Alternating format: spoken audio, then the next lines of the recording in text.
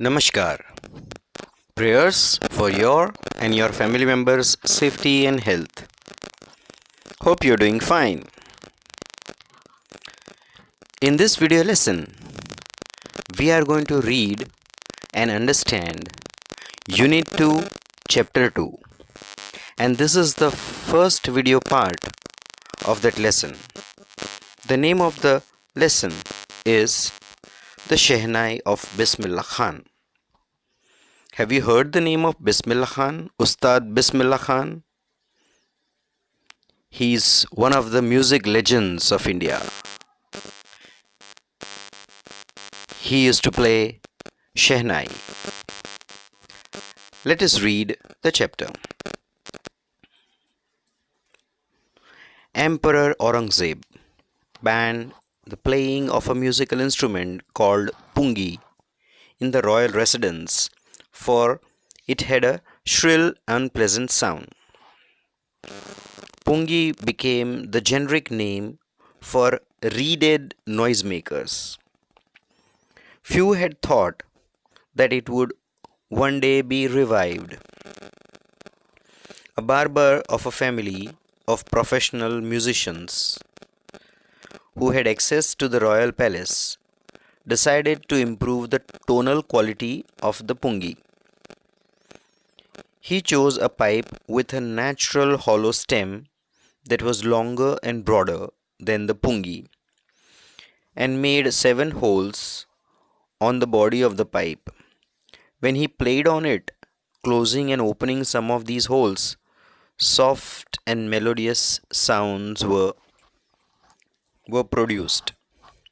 He played the instrument before royalty, and everyone was impressed. The instrument, so different from the pungi, had to be given a new name. As the story goes, since it was first played in the Shah's chambers and was played by a nai, that is barber, the instrument was named the Shehnai. The Mughal Emperor Aurangzeb, he banned playing the musical instrument called pungi in his darbar, in his royal residence. You know why? Because it sounded very shrill. It gave a very unpleasant sound, and he did not like it. And as an emperor, he can give orders. So he ordered that pungi should not be played in the royal darbar. And therefore, this word pungi, this name became a generic name for all the reeded noisemakers. Means anything, any hollow tube which is a reed, and once played, it gives sound, and it would give an unpleasant sound. So any such instrument made with reed or a hollow tube which makes noise is called a pungi. And so it was banned by the royal emperor Aurangzeb. And few thought that it would one day be revived. Means when the emperor says no to any instrument, who would have the courage to play it? So nobody thought that such an instrument, pungi, which is a noisemaker, can be revived. But one day this pungi was revived, and it was revived by a barber family, a barber. And this pungi got its new shape and improved tonal quality. So one barber, he chose the natural hollow stem, which was a bit longer and broader than a pungi, and 7 holes were made into that pipe. And when this barber played this reeded pipe, opening and closing some holes, very soft and melodious sounds were produced. So this was the revival of that pungi into a new musical instrument. And this new musical instrument was played in the royal darbar. And since it had soft music, melodious music, the king liked it. This instrument was so different from the pungi that it could not be called a pungi. So, a new name had to be given to this new musical instrument. So, do you know how this name Shehnai was given? Well, the word Shehnai is a combination of two different words, Sheh and Nai. Sheh comes from the word Shehenshah or Shah, and Nai comes from the Hindi word of barber, that is Nai. So, Sheh Nai. So, as the story goes, since it was first played in the Shah's chamber and was played by a Nai, this new musical instrument was called Shehnai. In the picture, you can see the difference between Pungi and Shehnai. The sound of the Shehnai began to be considered auspicious, and for this reason, it is still played in temples and is an indispensable component of any North Indian wedding. In the past, the Shehnai was part of the Naubat or traditional ensemble of 9 instruments found at royal courts. Till recently, it was used only in temples and weddings. The credit for bringing this instrument onto the classical stage goes to Ustad Bismillah Khan. So here we are told that the sound of Shehnai was considered auspicious, something which is required for good fortune, and it promises to bring good fortune. And Shehnai used to be played at temples and during the weddings. Weddings were incomplete without this Shehnai, and it was also played at the royal courts. But it was restricted to that only, temples, weddings, and royal courts.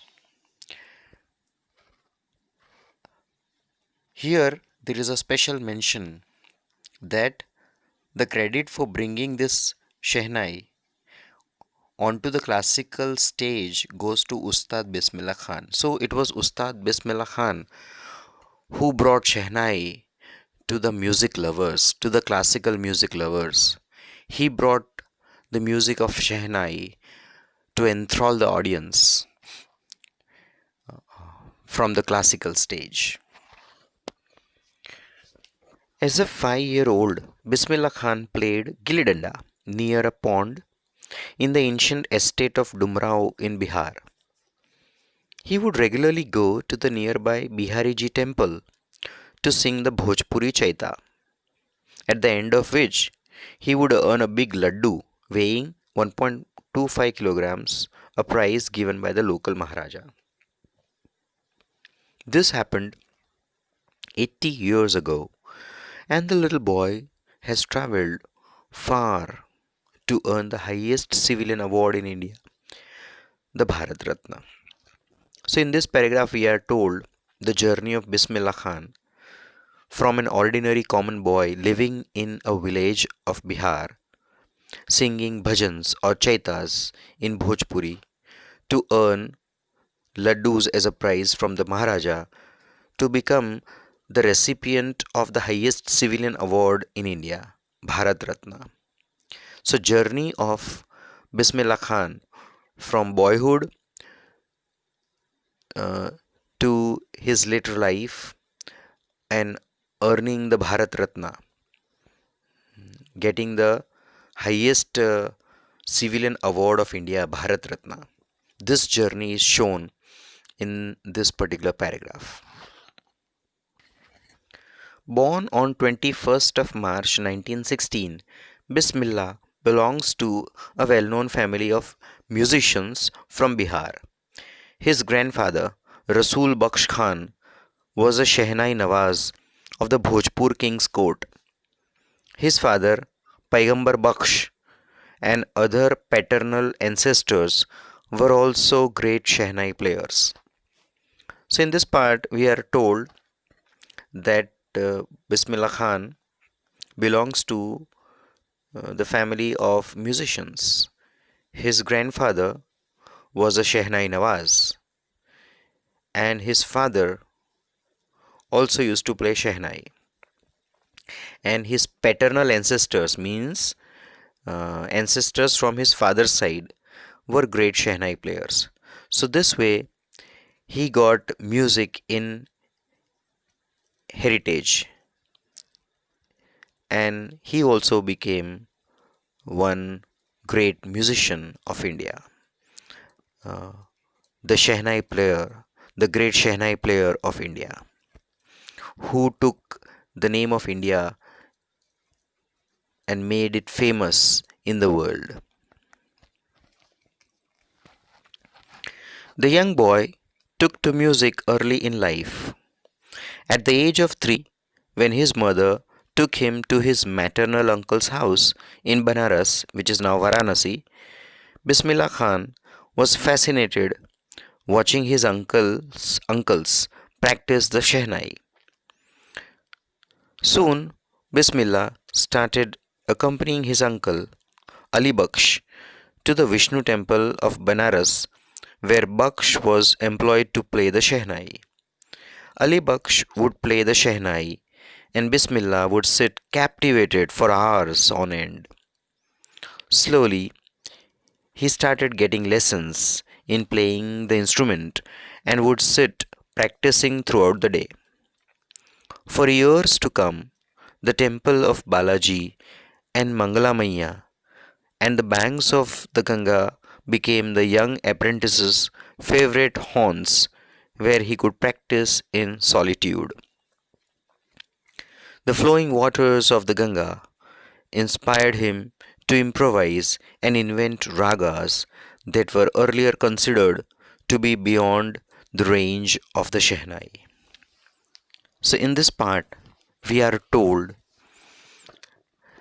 how, as a young boy, he went to Banaras, and under the patronage of his uncle Ali Baksh, he learnt the lessons in playing Shehnai. And initially, he would listen to his uncle for hours together. He would be captivated by the music of Shehnai, and then he started getting training. He was an apprentice. He started playing this instrument, and for hours together, he would do the practice, the riyaz. And later on, he associated himself in playing Shehnai at Balaji and Mangalamaya temples on the banks of river Ganga. Playing Shehnai on the banks of river Ganga was his favorite pastime. It was his favorite place for playing Shehnai. He could practice Shehnai in solitude. Solitude means loneliness. In peace, alone, without any disturbance, he would play music on the banks of river Ganga. He would play Shehnai there. The flowing waters of river Ganga inspired him, and he would improvise on the spot, and he would invent ragas. So, with these experimentations, he created new ragas which were earlier considered to be beyond the range of Shehnai. So, this way, Shehnai and Bismillah Khan became one. Shehnai is known by the name of Bismillah Khan, and Bismillah Khan today is known by Shehnai. At the age of 14, Bismillah accompanied his uncle to the Allahabad Music Conference. At the end of his recital, Ustad Fayaz Khan patted the young boy's back and said, "Work hard and you shall make it." With the opening of the All India Radio in Lucknow in 1938 came Bismillah's big break. he soon became an often heard Shehnai player on radio. So at the age of 17, he was taken by his uncle to the Allahabad Music Conference, and there he was noticed by Ustad Fayaz Khan. Ustad Fayaz Khan said, "Work hard and you shall make it." So these were the inspiring words which Bismillah Khan followed. And he also got a big break when the Lucknow All India Radio was opened in 1938. And he started giving music programs playing Shehnai on the radio. He soon became an often heard Shehnai player on radio.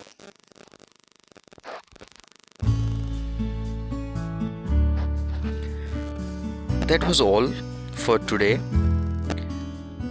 I want you to read this chapter at your level. We'll read this chapter further in the next video session. Till then, bye. May God bless you and may peace be with you.